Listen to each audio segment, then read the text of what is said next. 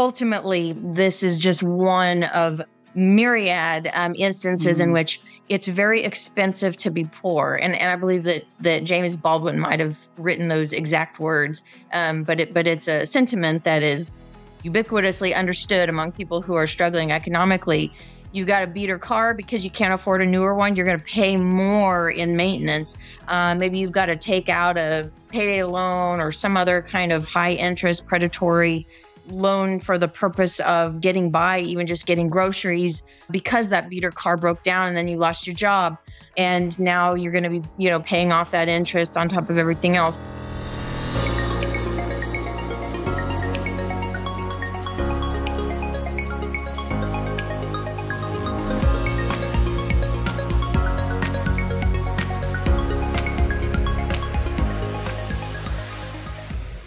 Hello, everyone, and welcome to a very special Rural Impact Extra. I'm Michelle Rathman, and I really mean it when I say we are thrilled that you joined us here today. And dare I say, I think you're going to be thrilled that you joined us here today, too, because we are sitting down with the amazing author, Sarah Smarsh. When I first read her book, Heartland, it really just spoke to me, and I have been thinking about it ever since. So when we found out that she was coming out with a new book, we could not wait to see if she would accept an invitation to join us. And I am so elated to share with you that she said yes. And so today, Sarah and I sat down and we talked about her new book, Bone of the Bone, Essays on America by a Daughter of the Working Class. With that said, I'm going to do the same thing I say every time. I invite you to sit back, get yourself into your podcast frame of mind, and listen to my conversation with the brilliant Sarah Smarsh. Are you ready? I sure am. So let's go. Wow, Sarah Smarsh, National Book Award finalist, and without any doubt, one of the most important commentators on socioeconomic class in America. Welcome to the Rural Impact. We are thrilled to have you here. Thank you, Michelle. I am a big fan of your work, and anyone who is talking about rural and endeavoring to bring justice and rightness to that space is a friend of mine. So thanks for having me. Oh my goodness. I wish we were literally in the same room together. But first I want to say congratulations on, I've had my review copy for quite some time and I've had to be tight-lipped about it. Bone of the Bone, Essays on America by a Daughter of the Working Class. It's absolutely is a must read, as I said. And to start us off, I want to share with our listeners a review from the Book Reporter. And it goes like this. In Bone of the Bone, Sarah Smarsh brings her graceful storytelling and incisive critique to the challenges that define our times: class, division, political fissures, gender inequality, environmental crisis, media bias, the rural-urban gulf. Sarah, in every page turn, I had to sit with it, and I wrote this the other day. I had to sit with it. First, it goes to your head, and then it goes to your heart. There are so many truths throughout the book, hundreds of them, really. And one that seemed maybe the best to begin with, and it comes from the essay Lead, Nut Graph, and Body. I want folks to look that up if you don't know what it is. You write, "We should be suspicious of a news paradigm whose integrity diminishes as story importance increase." Sarah, this was in 2015, and I wonder if you could share with our listeners the context in which you wrote it then and how it applies to where we are today, just weeks away from the 2024 election. Sure. Great question. I think the first time I've had an opportunity to expand on that essay being almost a decade ago was written within the context of, digital had certainly arrived. The online experience that we're all sharing was certainly well established by then, but we were still all sort of grappling with smartphones were relatively new. And I, as by then had been in journalism for over a decade, and was troubled by what I saw as the uber simplification of very complicated narratives for the purpose of clickbait and, fitting onto your phone and an industry that can already be problematically reductive for fair reasons. I was trained at the tail end of the newspaper era, and we used to talk about stories in inches. So you've got so many inches to tell a story. And so there are reasons for being concise, and those constraints sometimes are important and fruitful. But there's, as we all know now, a truly toxic element to the clickbait era that we now find ourselves in to my mind, as someone who cares about justice and is talking about rural folks, one of the most dangerous elements of that media ecosphere is the caricatures and stereotypes and, identity labels that have come to be shorthand for XYZ that may or may not be accurate. It seems that digital has enhanced those problems rather than necessarily addressed them. And so I was writing, actually, though, a prompt for me to kind of be a media critic in that essay, which I sometimes find myself doing as someone, by the way, who in any newsroom I ever worked in, I'm the only reporter I was aware of in that space to have had a direct experience of poverty, and specifically rural poverty, no less. And so I often find myself sort of in a position to critique my own industry. And the specific prompt for that essay actually came from watching coverage specifically of mass shootings, which was at that moment was a relatively new era. I believe Sandy Hook happened in 2011 or 2012. So that kind of the intersection of that new horrific moment in American culture and gun violence with the swooping in and sometimes even predatory impulses of the media ecosphere for a story, for clicks, for attention, for ratings, was so disturbing to me that I wrote that essay about inviting readers to push back against these impulses toward making things too simple, making things too pat, too quick, too easy, because often what we lose in that gaining of clicks is the truth itself. We lose the truth itself. Yeah, I recall in that essay, and correct me if I'm wrong, just talking about you reviewing the footage of the horrific events that happened in Central Park. I think it was around Puerto Rican Day celebrations, and you were looking through those films, and that really struck me because I remember the horror that I felt as a woman watching, just the little bit that we saw.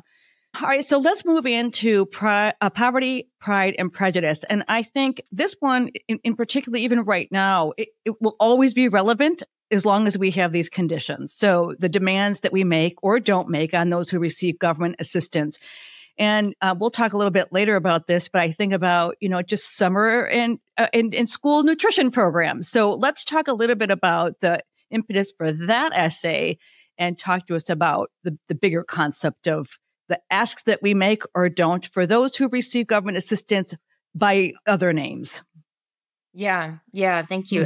So Poverty, Pride, and Prejudice, I wrote for the New Yorker about 10 years ago. And the policy impetus for the piece was at the time, my home state of Kansas. The governor was Sam Brownback. Some of your listeners might remember he became a sort of symbol of really far-right approach to economic policy, specifically, a kind of stripping away, down to the bare bones at the state government level. And so that kind of era for Kansas involved a lot of budgetary constraints and struggling public institutions.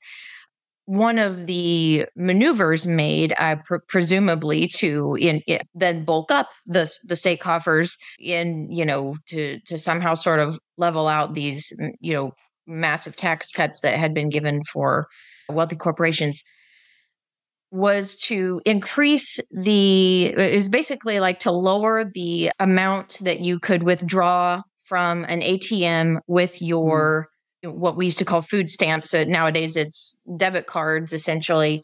And those can be taken to any bank's ATM to withdraw cash. And so the legislation that had arisen was to put a cap on the amount that you could take out per swipe. And that essentially then, for somebody that needs a certain amount of cash, is going to increase the amount of fees that they pay. And then I also, in the essay, explore the ways in which private entities, namely banks, were then also benefiting handsomely from that move, in that those fees, in part, also go into private coffers. And so ultimately, this is just one of myriad instances in which it's very expensive to be poor. And I believe that James Baldwin might have written those exact words. But it's a sentiment that is ubiquitously understood among people who are struggling economically. You got a beater car because you can't afford a newer one. You're going to pay more in maintenance. Maybe you've got to take out a payday loan or some other kind of high interest predatory loan for the purpose of getting by, even just getting groceries, because that beater car broke down and then you lost your job. And now you're going to be, paying off that interest on top of everything else. These sort of taxes on the poor, essentially, and in a sort of punitive way, are very telling to my mind about the way that we think about the worth of an individual in this country in relationship to their wealth or lack thereof. Yeah. And you also write about, and you so brilliantly about how the fire hoops, that's not your words, mine, that we make people jump through, certain people jump through. Whereas, I think there was a reference to, do we make, agriculture, corporate farmers, go through drug testing, for example, to receive their benefits? And the answer is, of course, we don't. And I think the same thing about having children, use a card during school. And that was an experience that you had. And you talked about how it made you feel to present that card just for you to be able to receive a nutritious meal for lunch.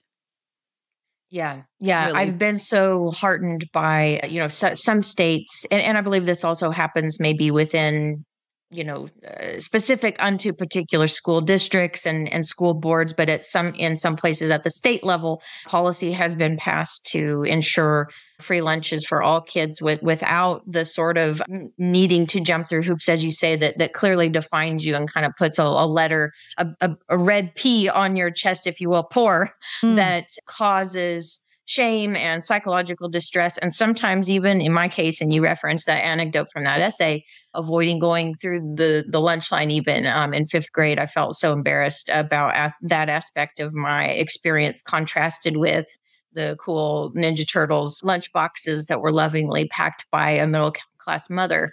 So yeah, that piece is really, something that I'm often thinking about, writing about poverty, writing about rural poverty, writing about groups who are marginalized, and yet we don't often put them into the conversation of diversity in terms of identity markers. There is a sort of unacknowledged shame and punishment if there's, a problem that we haven't even articulated. And I think in this country that one of those would be class, and another is the sort of place power paradigm that rural folks would understand. But so it's not just about, injustice or inequality. It's also about like having an experience like that experience I had in fifth grade. I presented pretty confidently. My clothes were crappy, but I did very well in school. I was outgoing. And I think it would probably shock some of my teachers now to know that I went hungry for much of that school year, because when they looked at me, they couldn't see and didn't know and understand the aspects of my identity that were not only representative of a type of marginalization, but were also shameful and were also unacknowledged. And that combination is a lot for a person to carry, no matter how old they are. That is right. Oh my gosh. Well, that's a perfect segue to the next essay I want to talk about, which is Believe It. I think that for me, that was another one that just screamed to me, we live that right now, crying fiction, and it's hard to discern. But at the same time, it's hard for people to believe some of these stories, and you write about it. And one thing that in particular that's coming to my mind is there are certain parts of the Jesus story that we believe and others that we reject. So talk to us about that essay. Yeah, I wrote Believe It for a really, as a writer, there's a magazine called Creative Nonfiction. That's really a writer's magazine, but anybody that appreciates a good essay or a good piece of memoir or a good piece of literary reportage would love the magazine. And in it, and aptly for that publication, I'm examining the genre of memoir and how we relate to and respond to it as a culture. And it tends to be, and this has been true for ages, that if you are a upper class white man and you say this happened to me, then it's readily believed generally.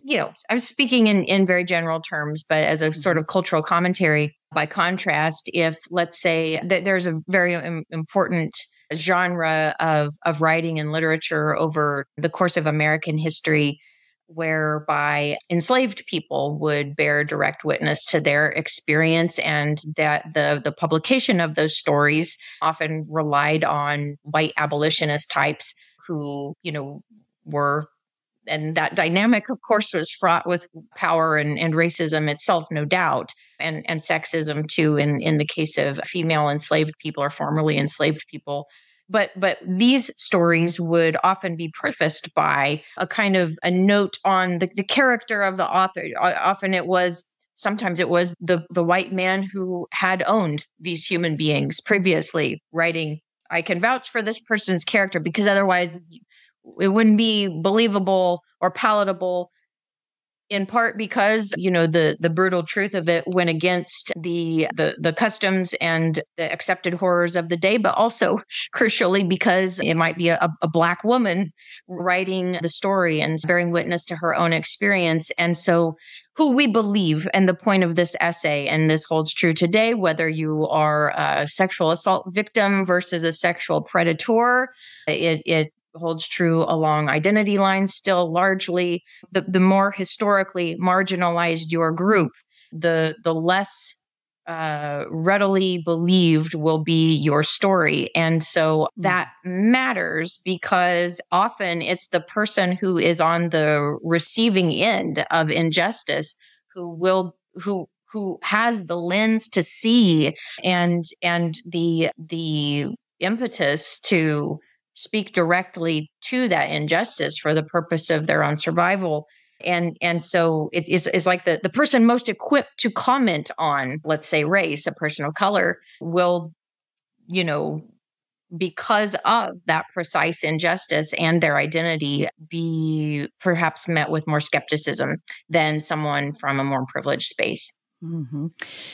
Sarah, I think about this in the context of where we are today, and we are recording this on September 5th, and the news that broke yesterday about all those podcasters, not our show, and here they are being, alleged to be paid millions of dollars by Russian backers and so forth, spewing things that are simply not true. And, people are so readily able to believe that, and not someone's truth, their lived experiences. And maybe this is a good segue to our next essay, which is about liberal blind spots. I am a person who really does not appreciate labels. I think that we've just been, we don't see each other as other human beings and worthy of respect and grace of each other, but we do have blind spots. So I wonder if we could take just a few minutes to have you kind of talk to us about the answer to the question that was posed to you. To what extent do labels prevent productive dialogue?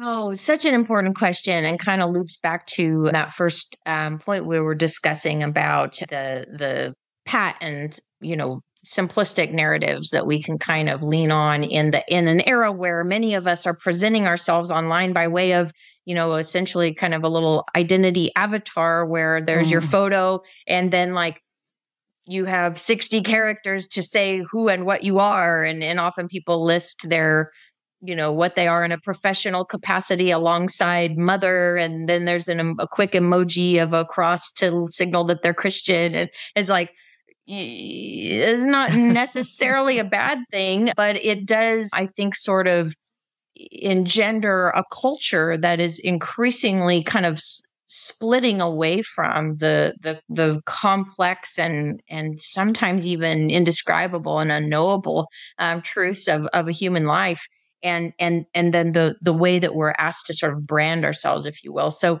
that essay I wrote for the New York Times a few years ago, and it received a huge amount of attention. I was essentially challenging. So I grew up on a wheat farm in Kansas, and while we did have to sell the farm when I was in college, as was a common story and remains a common story, my family's still, working class, working poverty in construction, working in factories, retail, and so on. First generation college student, and certainly the the first person in my family to enjoy the privileges of some economic stability. And so I have a daily lens on the ways in which my own journalism industry often misdescribes or problematically generalizes about the politics of that space, specifically the white working class, the white working poor, and the rural white working class and working poor. The politics of my family does not remotely align with what is presumed about that group in that space when you look at those red and blue maps. And it would seem to suggest that when you cross a particular county line or state line, all of a sudden everybody there is, either wearing a MAGA hat or a Black Lives Matter shirt. It's like there's actually in every space in this country, there are large political minorities. They are rendered invisible in national elections by the Electoral College, and of course in any election to an extent in a winner-take-all politics. But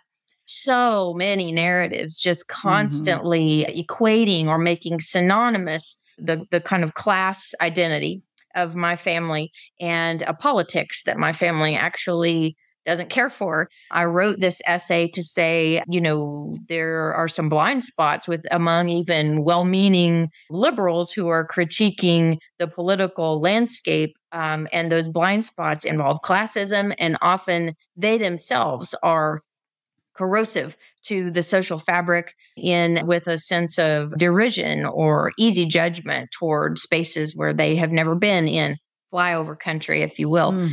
I'm talking right now about the chattering class, and the kind of urban coastal spaces and folks who might agree with me politically about a lot of things, but who simultaneously have negative attitudes toward my people, if you will. And so that's where that essay came out of. And it got so much attention that then the New York Times invited readers to pose some questions to me. And a lot of them were challenging me on various points, which is great, which is good.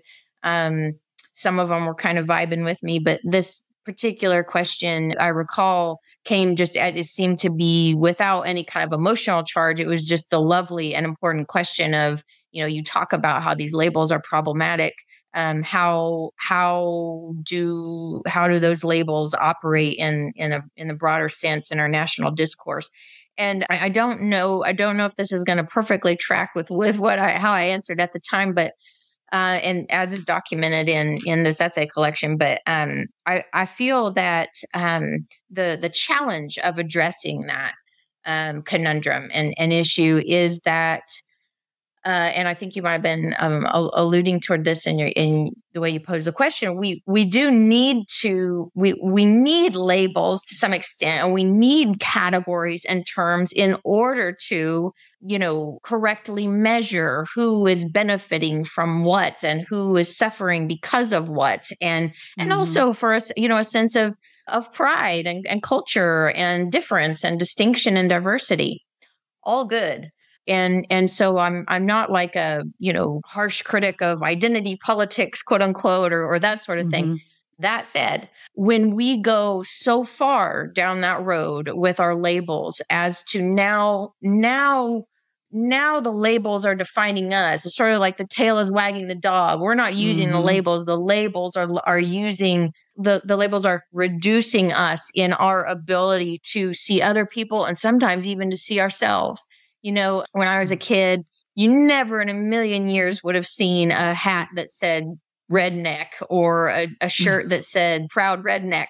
And that, of course, is kind of a feature of the culture now. And I see that as a kind of reclaiming of a term that has been leveraged by people outside of rural or working class spaces to insult a group. And now that group is sort of taking that term and saying, and I will wear it proudly. Cool, fine.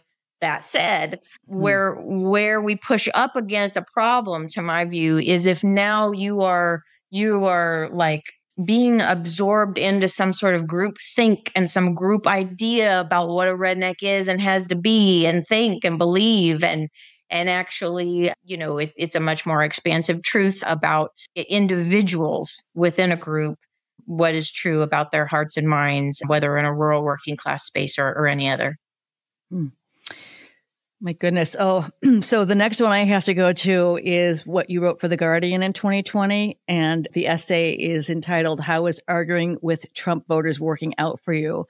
And I wonder what, if anything, has changed 4 years later. I mean, a lot has changed in our world. And I was actually relieved. I'm going to share this with you that I want to tell our listeners that when the pandemic first started, I actually reached out to you at the time, Twitter, saying, I'm so worried about our rural communities, our rural hospitals, and so a lot has changed since 2020, but has it really? So I wonder, with that essay in mind, what might you be able to share with us about then and now? Yeah, and I think you said it perfectly, Michelle, where a lot has changed and yet things are the same. I'm not sure your exact words, but there's a different quality to the moment and different feeling to the moment, even in just 4 years. Crucially, because while COVID is now endemic with us, 4 years ago we were at a very critical moment where the intersection of public health and health policy and the incredibly fractured and volatile political moment were crashing into each other. And, it was a moment when people were scared. They were experiencing loss. They were experiencing illness. They were also experiencing a keen and well-deserved distrust of our healthcare system in this country. And not to mention, if you come from my class background or even the geographic isolation that often comes with a rural experience, regardless of your income, ability to access our healthcare system, of course, as you well know and have documented, is waning. And so there are a lot of groups who were tentative about the vaccine, is what I'm talking about. It was, of course, as your listeners will remember, it's sort of like in the rearview mirror now, even though it was just so recent in our cultural history. And we're not necessarily walking around talking about it because there are so many crises to deal with. But there was a moment in which we were all sort of subsumed by, are you getting it? Have you gotten it? What about that guy that didn't get it? And people on one side were outraged that the people on the other side were hesitant or refusing. The people on the other side were balking that the, vaccine camp seemed to their mind to be sheep. I remember seeing a lot of sheep emoji in comments around that time. Right. And it just, as someone who's kind of a bridge person, if you will, I come from a particular class space and a rural space. And then I went on to, degrees and a career that is rooted in urban spaces. That said, I myself live in rural Kansas and moved back there happily.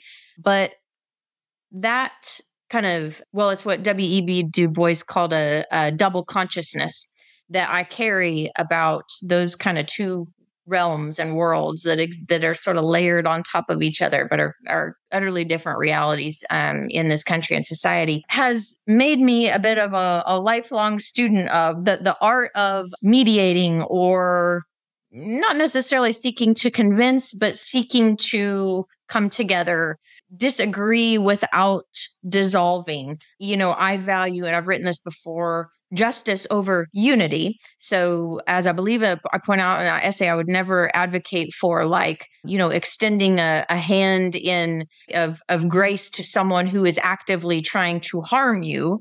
But where there is disagreement among people in good faith and among people who ultimately want the same sorts of things and share roughly the same set of values.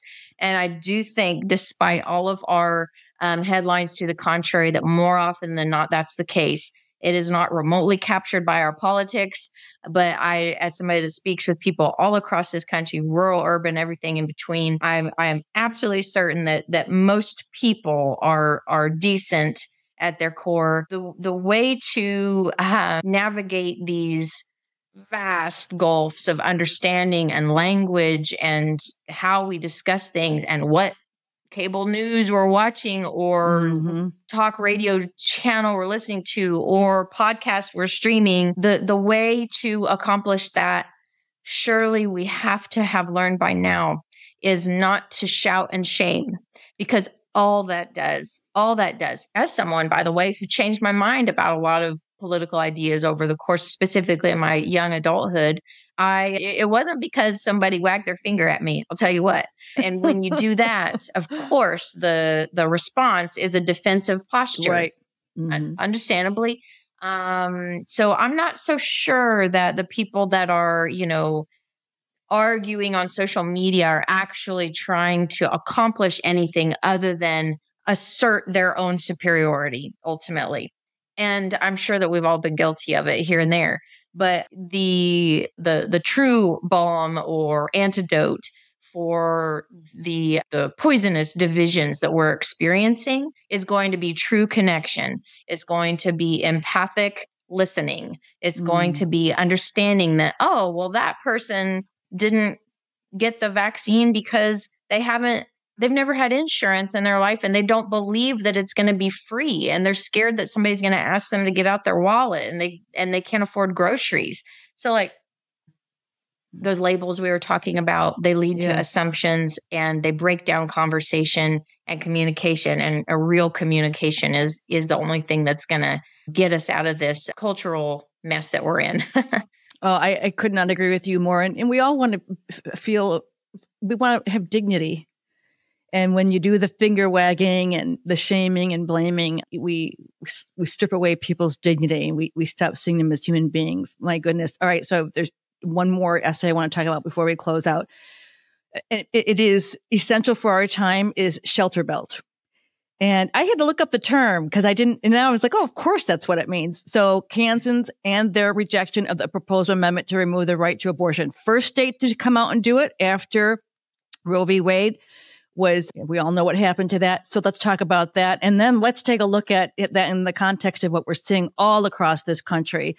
And as people of this podcast listeners know, because I work in rural health and I am seeing the shuttering of obstetric services, hospital closures. I want people to connect the dots here, but talk about shelter belt and in the context in which you wrote that brilliant essay.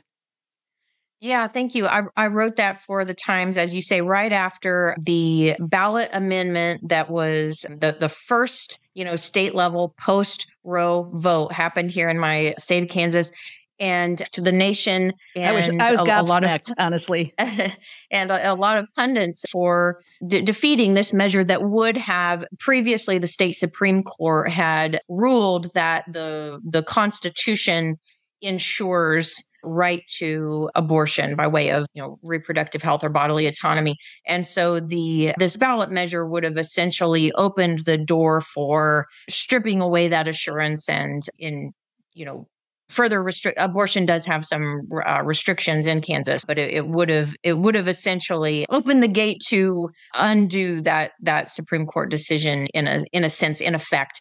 And so a coalition of folks across the political spectrum, across the urban-rural spectrum, who took issue with this, joined hands, hence the metaphor shelter belt, which is the word for a row of cedar trees here on the Great Plains that's often, or another kind of conifer that's planted for the purpose of blocking the wind to prevent soil erosion on a crop.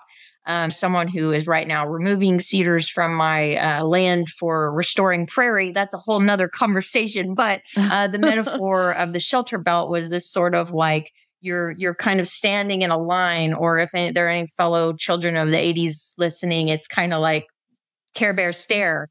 Care Bears who join hands and stare at the villain with the love in their hearts.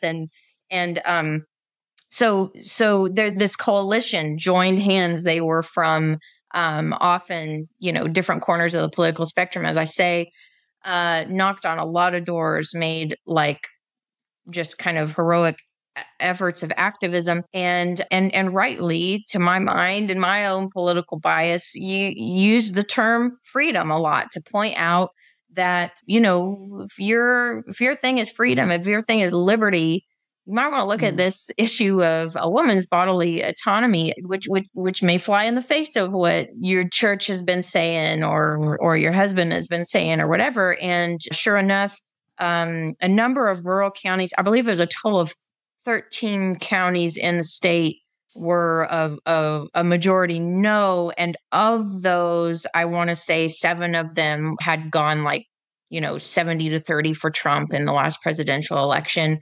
And so these were quote unquote red spaces, certainly rural spaces, and in independent and probably previously non-voting, and certainly Republican voters showed up and voted down that amendment. So this, to me, was evidence of the argument and kind of project that I've engaged with my whole career to say, you think you know these places, people who never been there, but you don't know them. It's more complicated than you think. It's more nuanced than you think. And this vote seemed to bear that out. And then that became a kind of playbook for a lot of Democratic campaigns in the midterms to really go full in on that issue to some success, and mitigated what had been predicted as being a quote unquote red wave in those 2022 midterms. And now that same kind of political wisdom is being leveraged in the presidential campaign. And I do think that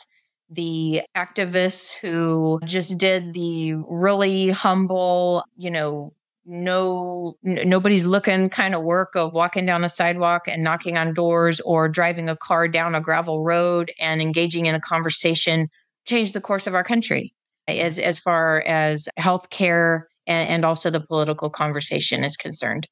Yes, absolutely. Okay, the last one, and I want to talk to you about, this one actually is not in the book, and it was in the New York Times. It was a guest essay on August 7th, just last month.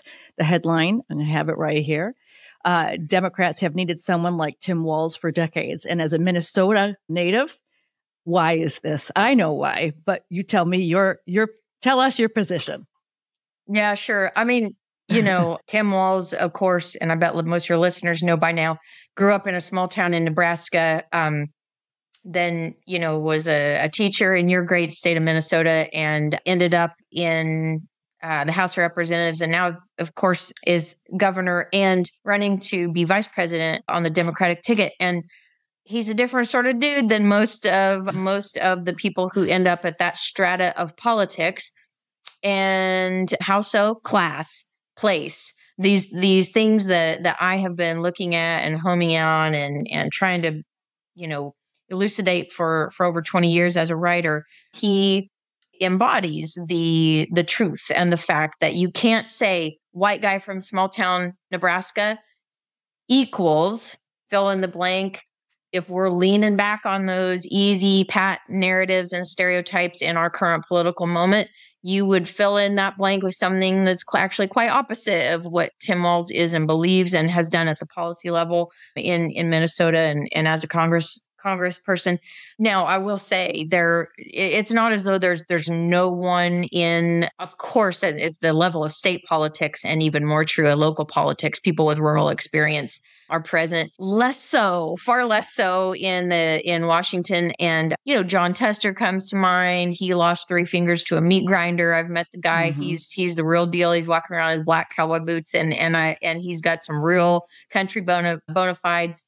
So that headline, which by the way, journalists don't write the headlines, editors do, might suggest that I'm saying that the Democratic Party has never seen, someone that has the kind of real rural cred or small town cred that Tim Walz has. But, it's fair to say in my lifetime, my mom voted for the famous peanut farmer, Jimmy Carter, when I was a little baby. He lost that reelection bit, of course, but I don't. And there were some kind of vague notions about, I know that Bill Clinton grew up in small town Arkansas, but I don't know. Maybe it's a Midwestern thing. It's a Plains thing, but I see Tim Walz and it's I've never seen that vibe, which reminds me of my grandpa or the men I was raised by. Decent, humble, straight spoken, got a little belly, like to drink a beer. Just my grandma would say common as a boot. I don't know what that saying is all about, but common as an old boot is what he, I think, very authentically reveals about himself. It's not just a presentation or a contrived identity. Your listeners know you know something about a small town or a rural place. You can sniff it out. And he's the real deal. And so why that matters is earlier in the conversation, we were talking about how if you're a kid who isn't getting lunch and nobody has articulated the reason why, and that is class, then there's a particular pain about just not being seen on top of the discomfort of the hunger. Yeah. I have felt for a long time like there's this space that I come from, somebody that, worked in a field over the summer. I have not felt seen in that way in national politics, whether, Party A or Party B had a robust rural policy platform or not. I have not felt seen, most specifically, I haven't been felt seen by either of the two major parties, but among the Democrats, I would say I haven't even felt looked at in terms of that aspect of my identity. And it's heartening to me that they've got him on the bill, which hopefully will lead to some, like a 50-state strategy or like a investment of resources in going to places that, like maybe you're not going to win in the electoral college, but it's still essential to go there because there's human beings there. And like, are you playing a long game, or are you just like doing this red and blue map thing that ultimately is really toxic for the country and leaves a lot of people feeling left out? So well said. It certainly has not added to our quality of life. That's my opinion. It certainly hasn't. Oh my gosh. We'll talk about, you sing the praises of what you see in him. And I'm going to say that to you, Sarah Smarsh. I believe you are a national treasure. I am so grateful to talk with you. And folks, I'm going to tell you, you have to read this book and everything that Sarah writes. We're going to make sure that we put up all of your book tour stuff on our website. I know they can find you in other places. We're going to make sure that there's links to your books. And I just really encourage people to go out and seek you out and read your words. It's so eloquent. And I'm just so grateful to have you here. It's been a thrill for me. Thank you, Michelle. And thank you for the incredibly important work you do in the rural space. So I appreciate you having me on. I appreciate that. Stay with us for just one moment. Okay, before we sign off, I want to remind you that we always appreciate when you follow us on social, whatever platforms that you can find us on. And of course, subscribing when you rate our podcast. It sure does help. Folks, find us, leave us comments. We'll take the good, the bad, and the ugly. We want to just keep bringing you these conversations that support understanding the connections between policy and rural everything. We know some of the things that we talk about are nightlight subjects, but in the end, we do hope that you have been enlightened. Until we're together again, I'm going to remind you, check your voter registration, do it right away. Don't hesitate. And please take good care of yourself and everyone else around you. We'll see you the next time on a new episode of The Rural Impact. What's the first thing that comes to mind when you hear rural? Is it agriculture, recreation, country, or maybe even elections? Rural can't be defined by one word, one place, or one population. However, we can connect the dots between rural quality of life and policy. And that's what the Rural Impact is on a mission to do. If your organization advocates for rural policies that contribute to thriving rural communities, we invite you to join our partner network. By joining us, you can tap into a wealth of resources, expertise, and a network of like-minded organizations. Discover how we can help you expand your rural reach and share your impact. Visit theruralimpact.com to connect with us. That's theruralimpact.com.